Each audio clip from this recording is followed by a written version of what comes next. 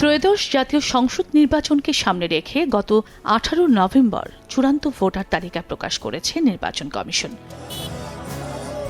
ঘোষিত তালিকা অনুযায়ী বর্তমানে দেশে ভোটার সংখ্যা 12,96,95,183 জন।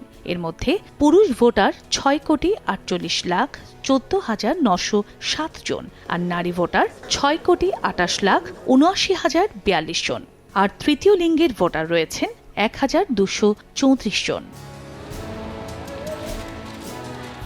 নিয়ম অনুযায়ী 18 বছর বা তার বেশি বয়সী যে কেউ বাংলাদেশের নাগরিক ভোটার হতে পারবেন এবং যাদের নাম ভোটার তালিকায় অন্তর্ভুক্ত আছেন তারা সবাই ভোট দিতে পারেন। এমনকি কারাগারে বন্দী ব্যক্তিরাও পোস্টাল ব্যালটে ভোট দেওয়ার সুযোগ পাবেন।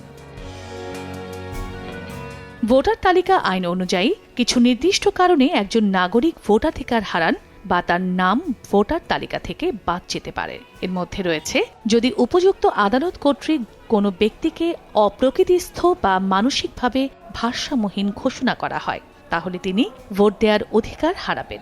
দেউলিয়া ঘোষিত হওয়ার পর যদি কেউ দায় থেকে অব্যাহতি লাভ না করেন, তিনিও ভোট দিতে পারবেন না।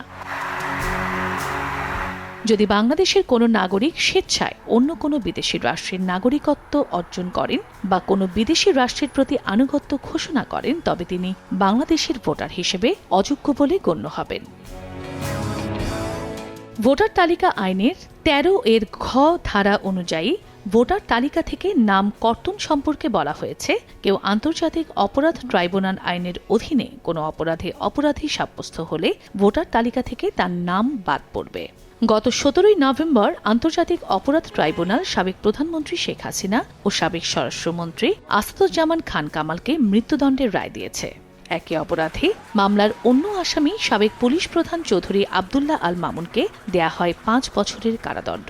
আইন অনুযায়ী দণ্ডপ্রাপ্ত এই আসামিরা 17 ডিসেম্বরের মধ্যে রায়ের বিরুদ্ধে আপিল না করায় তাদের নামও ভোটার তালিকা থেকে বাদ গেছে।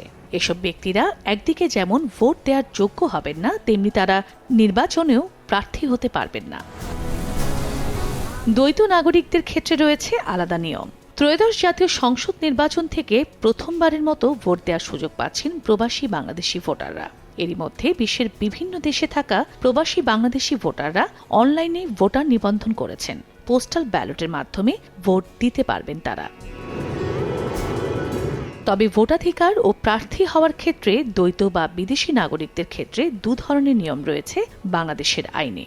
বাংলাদেশের সংবিধান ও নির্বাচনী আইন অনুযায়ী বাংলাদেশের দ্বৈত নাগরিকরা জাতীয় নির্বাচনে ভোট দিতে পারেন যদি ভোটার তালিকায় তার নাম থাকে এবং তিনি যদি বাংলাদেশের নাগরিকত্ব ত্যাগ না করেন। তবে দ্বৈত নাগরিকরা ভোট দেওয়ার যোগ্য হলেও বাংলাদেশের যে কোনো নির্বাচনে প্রার্থী হওয়ার অযোগ্য হবেন। সাম্প্রতিক বাংলাদেশের জাতীয় সংসদ নির্বাচনে দ্বৈত নাগরিকত্বের কারণে কয়েকজন প্রার্থীর প্রার্থিতা বাতিলও করেছিল নির্বাচন কমিশন।